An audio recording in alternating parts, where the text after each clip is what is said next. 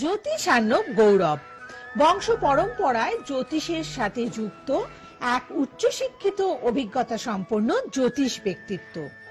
দোল পূর্ণিমা উপলক্ষে রেমেডির সাথে নিয়ে এসেছেন বিশেষ উপহার, মন্ত্রপুত বাঁশি।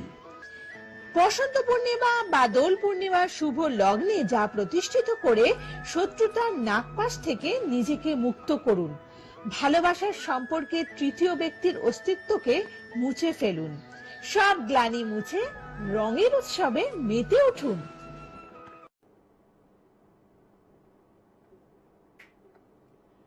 নমস্কার, প্রত্যেককে নিয়ে শুরু করছি আমাদের আজকের লাইভ ফোন ইন অনুষ্ঠান। এবং আজকের অনুষ্ঠান ঠিক যেই সময়ে হচ্ছে আর মাত্র কয়েকদিন পরেই কিন্তু আমাদের সকলের সেই মেতে ওঠার উৎসব, দোল উৎসব।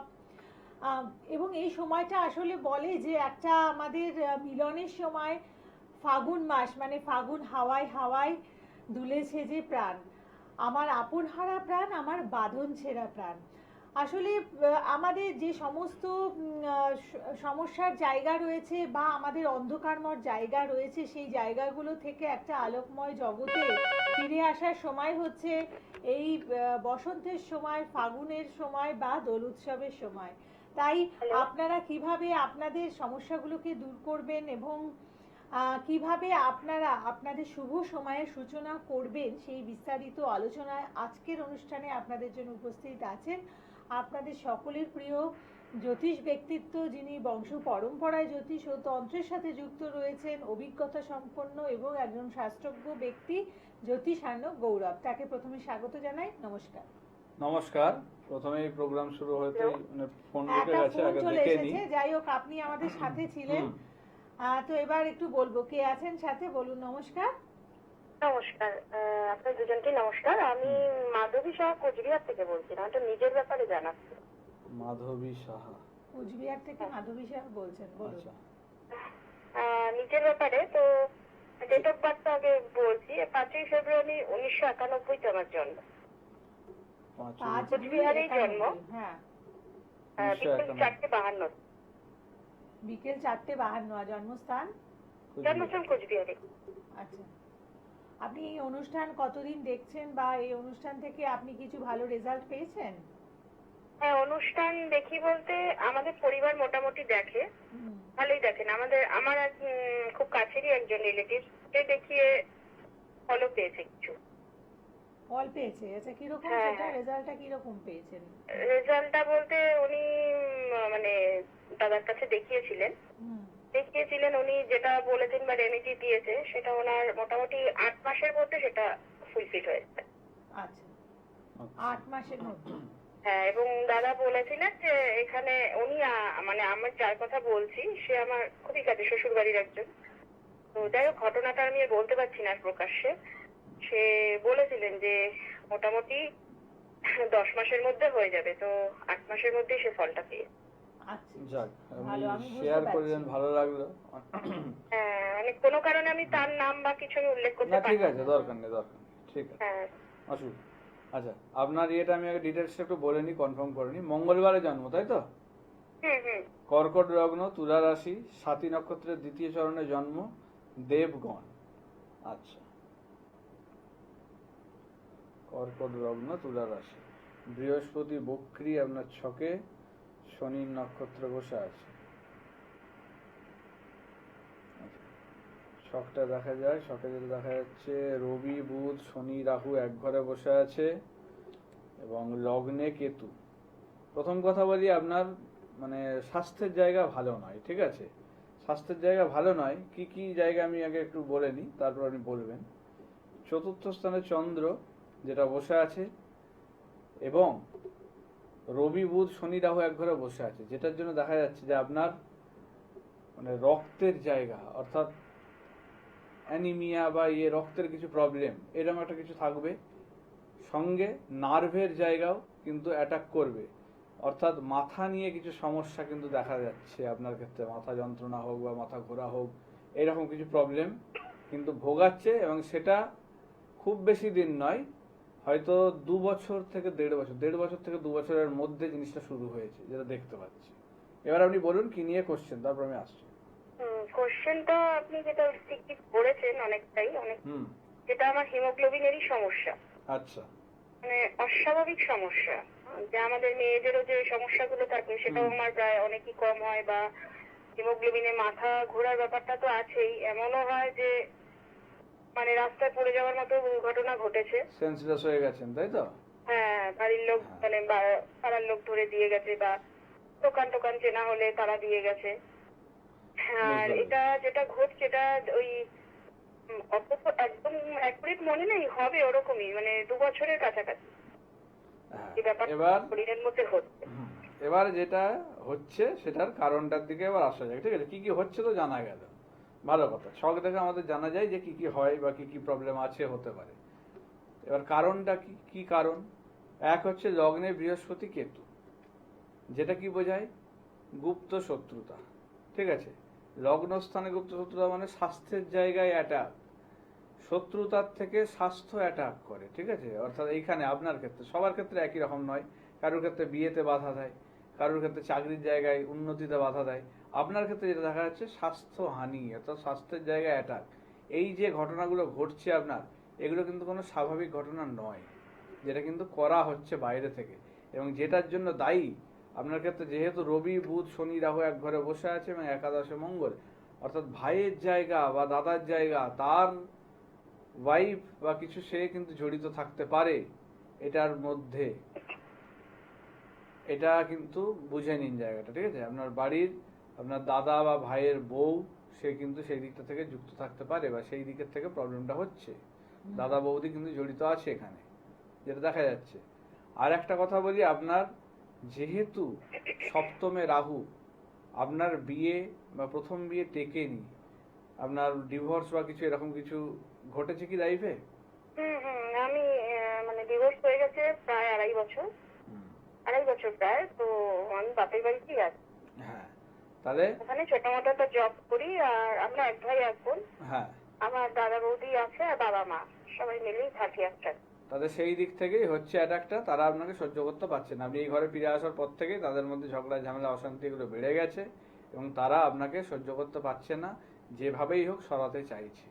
বুঝতে পারছেন? সামনে কিন্তু বুঝতে দেয় না, সামনে খুব বুঝতে দেবে না। ব্যবহার। কেন বুঝতে দেবে না? কারণ কেতু, ওই যে বললাম গুপ্ত শত্রুতা। গুপ্ত কথাটার মানে কি? আচ্ছা আচ্ছা।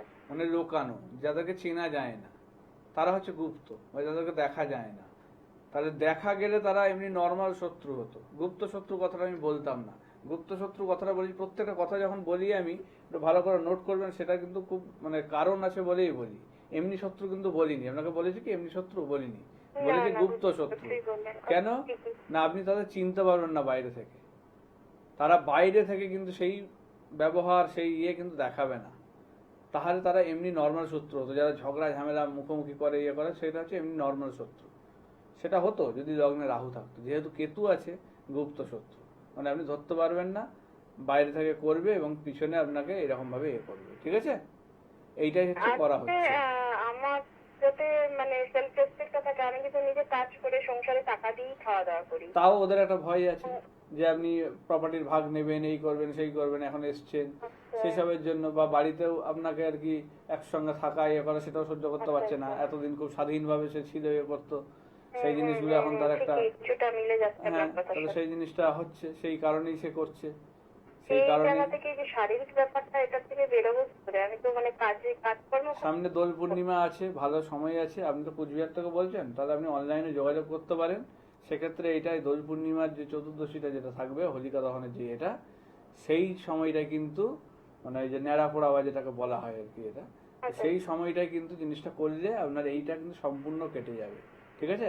এই শত্রু দমন ক্রিয়া একটা করতে হবে। আপনি অনেক টোটকা টোটকাও দেন, এর ব্যাপারে কিছু আছে কি?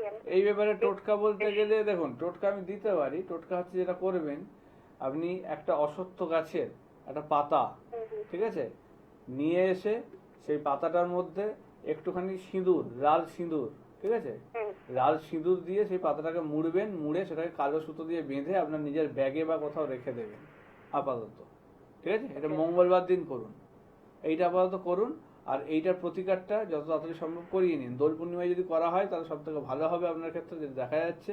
তাতে কিন্তু আপনার এটা সম্পূর্ণরূপে কিওর হয়ে যাবে এবং শত্রু দমন ক্রিয়াটা করে আপনারা প্রোটেকশন দিলে আপনাকে আর ওরা ছুঁতেও পারবে না, কিছু করতেও পারবে না, এটা বলে দিতে পারি। ঠিক আছে, আপনার শরীর আবার আগের মতো ভালো হয়ে যাবে। শরীরটা খুবই খারাপ হয়ে হ্যাঁ, গেছে, হবে হবে, আবার ঠিক হয়ে যাবে, চিন্তা কথা নেই। বলতে আমি হাঁপিয়ে যাই, কথা বলতে আমি হবে, এই জিনিসটা বললাম তো, মানে ওই যে রক্তের ইয়ে হলে তো এমনি সমস্যা হবে, তো উইক হয়ে যাবে। হ্যাঁ। তাহলে সেটার জন্যই হচ্ছে আপনি এইটা মানে অবহেলা করবেন না, এটা ইমিডিয়েট করিয়ে নেওয়ার ব্যবস্থা করুন। ঠিক আছে, তাতে কিন্তু আপনি সুস্থ হয়ে যাবেন আগের মতন, পুরো 100% কিওর হয়ে যাবে, এটা বলুন। ঠিক আছে, আপনি ঠিক আছে, ভালো ভালো থাকবেন। তো এই যে দোল উৎসবের সময়, এটা কিন্তু একটা খুব ভালো সময়। এবার তো চন্দ্রগ্রহণ যুক্ত দোল পূর্ণিমা।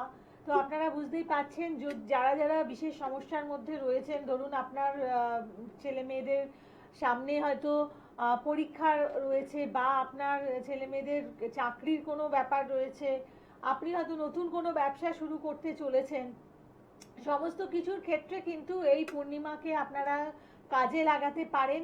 এবং বিশেষ করে বলবো ব্যবসায়ীদের জন্য, চৈত্র মাসে তাদের তো একটা মানে মার্কেটিং এর একটা বড় চাহিদা, তো তাদের জন্য এই দোল পূর্ণিমাকে আপনারা ব্যবহার করতে পারেন। মানে এখানে বিভিন্ন আমাদের ক্রিয়ার ব্যবসার মাধ্যমে- উন্নতির জন্য এবং অর্থকরী কিট হিসাবে একটা মন্ত্রপুত কড়ি কিন্তু দেওয়া হচ্ছে, এই মার্চ হ্যাঁ। মাস জুড়ে পুরো দেওয়া হবে। হুম, যারা প্রতিকার করাবেন তাদের কিন্তু এটা সম্পূর্ণ বিনামূল্যে দেওয়া হবে, যোগাযোগ করবেন আগে আগে, বেশি একদম। করা হবে এবং না আরেকটা বিষয়, সেটা। যে কেউ হয়তো এরকম কিছু প্রতিকার আপনারা হয়তো একটা টাইমে করেছেন, তো সেইটা মনে করে যে আমি তো সেই সময় নিয়েছি, আমার এখন কি দরকার। কিন্তু ব্যাপার হচ্ছে, আমাদের বাঁচতে হলে প্রত্যেক দিন যেমন খেতে লাগে, তো সেই রকমই আমাদের যে এই জায়গাগুলো কিন্তু প্রত্যেক দিনকার ভালো থাকাটা প্রত্যেক দিন তৈরি করতে হয়। অতএব তো জীবনের সাথে আমাদের এই জ্যোতিষকে নিয়ে, আমাদের দিনচর্চার মধ্যে এই নিয়মগুলোকে নিয়ে এগিয়ে যেতে পারলে দেখবেন অনেক দিক থেকে আমরা সুস্থ এবং ভালো থাকতে পারি। কেন তাই তো? আবার দেখাতে হবে, এই কথাটা যখন বললে তখন একটা এক্সাম্পল দিয়ে বোঝা যায় হ্যাঁ। জিনিসটা, যে আমি আগে করিয়েছি বলে আবার আমার চেক আপের দরকার আছে। হ্যাঁ। যেমন আমার ডাক্তারের কাছে গেলেও, ধরুন কারোর আমার ক্ষেত্রে জ্বর হয়েছে আজকে, তা আমি ওষুধ খেলাম জ্বরের জন্য, ট্রিটমেন্ট করালাম, 2-3 মাস পরে আমার কি অন্য রোগ হতে পারে না? হতেই পারে। একদম। তখন আমার পেটে ব্যথা হতে পারে, হ্যাঁ। কিংবা মাথা যন্ত্রণা হতে পারে, কিংবা কোনো অ্যাক্সিডেন্ট ফাড়া হতে পারে, হতেই পারে। তাহলে তখন আবার ডাক্তারের কাছে যাওয়ার প্রয়োজন। এমন নয় যে একবার দেখিয়ে চলে এলাম মানে আর আমাকে সারা জীবন যেতে হবে না, তা নয়, এটা ভুল ধারণা। তো সেই রকমই আমাদের জন্মছকেও কিন্তু এই যে গ্রহগুলোর অবস্থান, এগুলো কিন্তু সময়ে সময়ে চেঞ্জ হয়।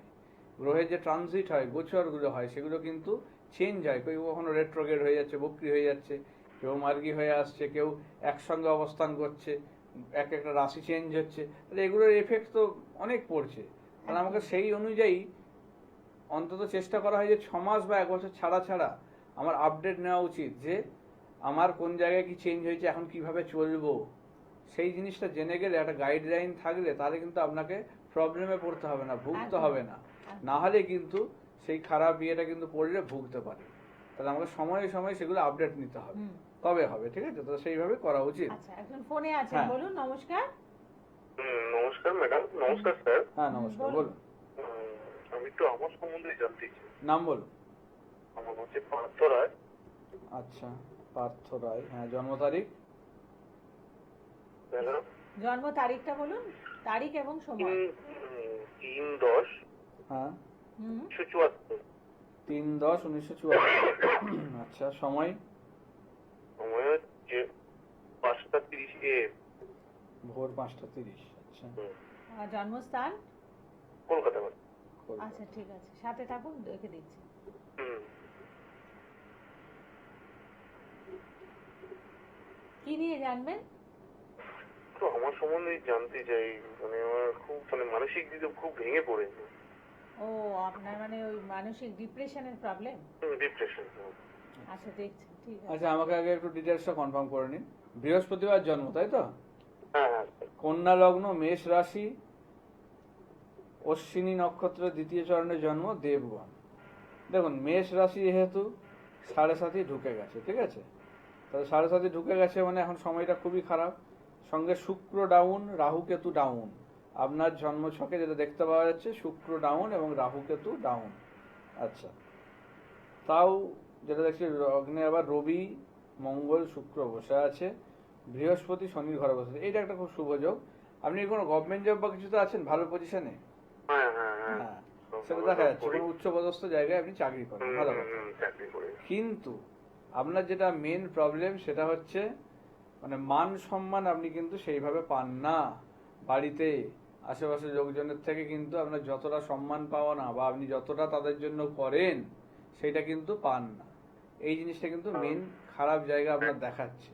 একদম ঠিকই বলেছেন স্যার। হ্যাঁ। মানে অ্যাকচুয়ালি বলতে যাই, হুম মানে আমি না সবার জন্যই করি। হুম আমি বলছি না যে করে মানে আজকে না, সেটা আমি দেখতে পাচ্ছি। কারণ আমি হুম এই জায়গাটা আমি চুপ করে রয়েছি। হুম মানে সবার জন্য ভাবো ভাই কোথায় করছে, আর যখন যা প্রবলেম হয় বাড়ির জন্য সবার জন্য করেছি, কিন্তু তারা না যখন কাজ ফুরিয়ে যায় না তারপরে না খুব আমাকে অপমান বা সেভাবে পাত্তা দেয় না, সেভাবে কোনো কোনো কথায় কথায় মানে ইয়ে করা, মানে এইগুলো তখন কাজ ফুরিয়ে গেলে আবার যখন না কোনো সময় প্রবলেম তখন কিন্তু আবার সে আমার কাছে আসে।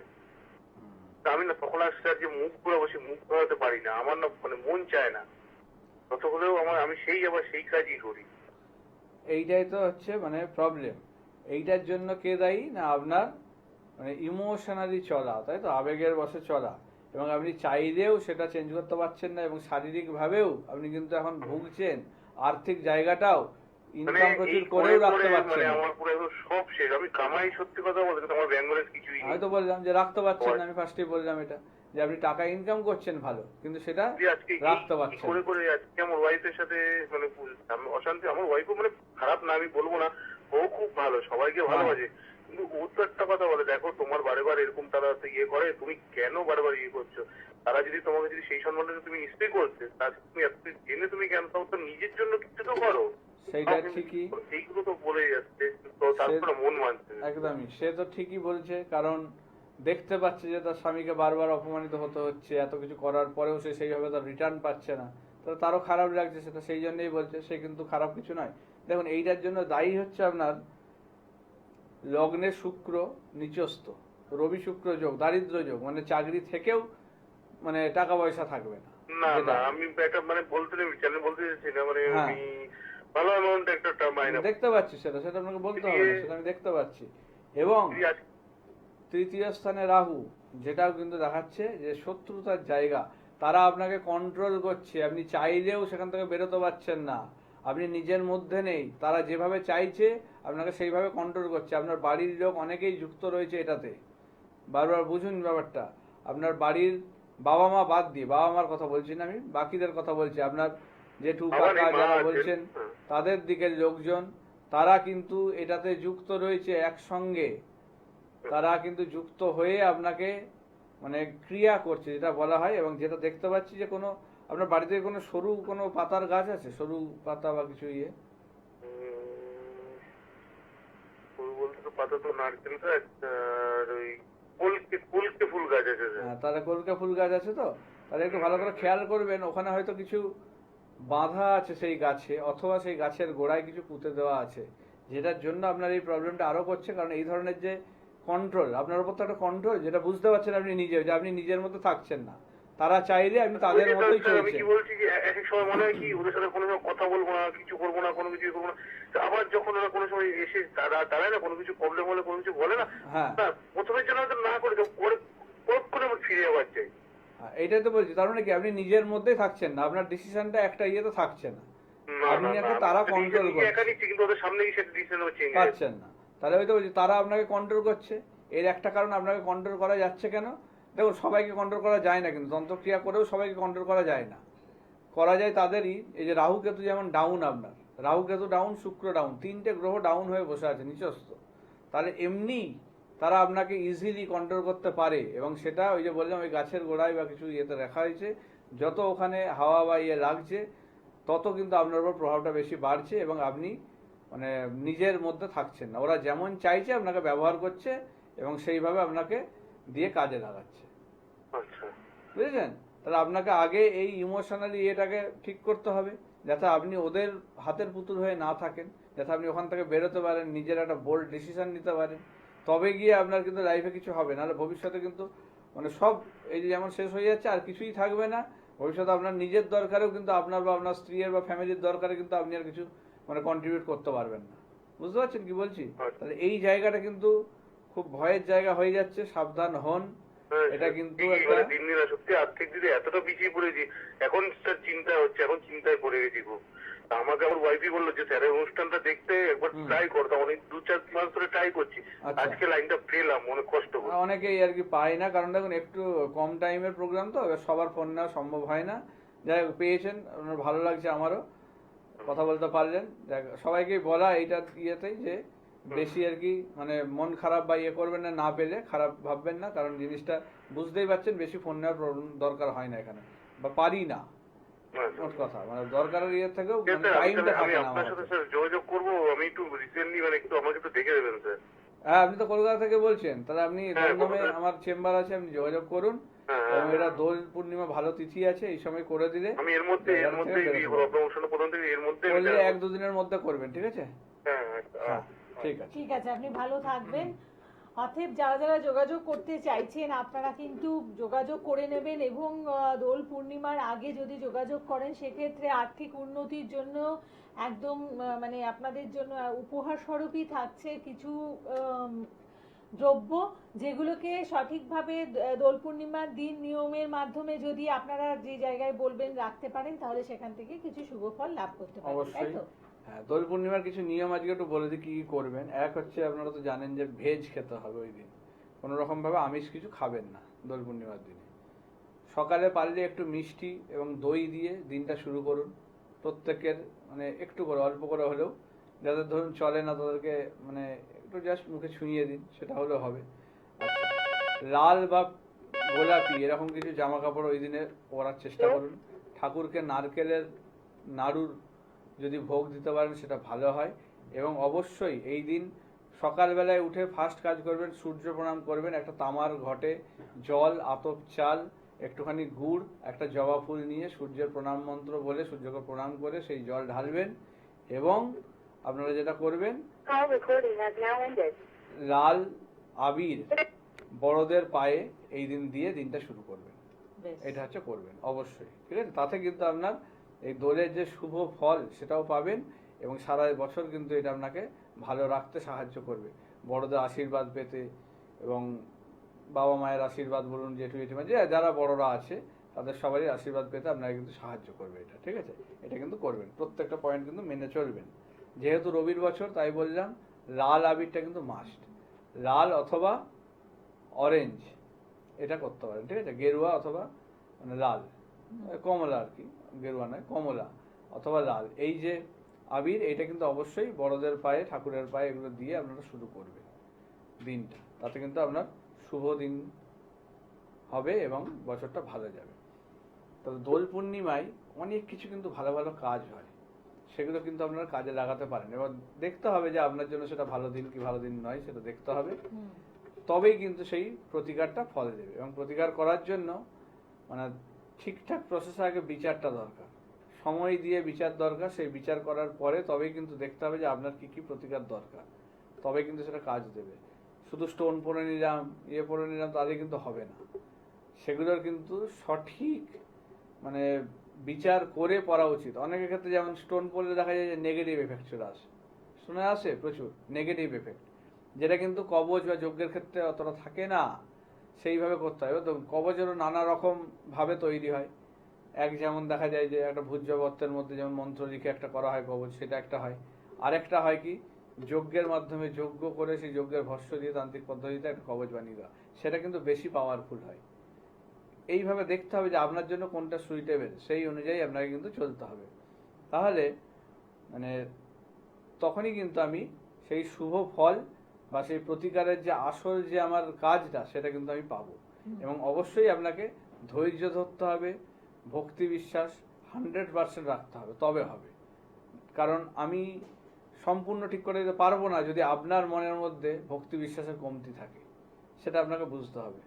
তাহলে সেই জায়গাটা ঠিক করুন, 100% বিশ্বাস ভক্তি থাকলে তবেই আসবেন, তবেই সেই প্রতিকার করে আপনার ক্ষেত্রে কিন্তু ফল পাওয়া যাবে।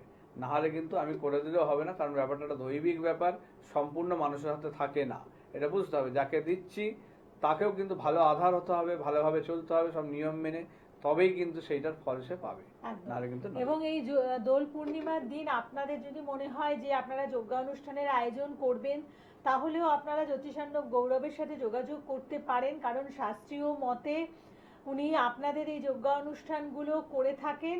এবং সাথে মানে আপনারা জানেন যে মন্ত্রপাঠ সহযোগে এটাও কিন্তু একটা যজ্ঞের অন্যতম পর্ব, যেগুলোকে পূর্ণমাত্রায় মেনে তিনি করেন। অতএব সেখান থেকে কিন্তু আপনারা শুভফল অতি অবশ্যই পাবেন। এবং যারা যারা যোগাযোগ করবেন একটু আগের থেকে বলবেন, কারণ বেশ কিছু বুকিং তার থেকে থাকে, সব কিছু মিলিয়েই তো শিডিউলটা ঠিক করতে হবে, সেই কারণেই যোগাযোগ করে মানে আগের থেকে আপনারা যোগাযোগ করুন। তো আজকের পর্ব এতটুকুই। প্রত্যেকে ভালো থাকুন। নমস্কার। নমস্কার।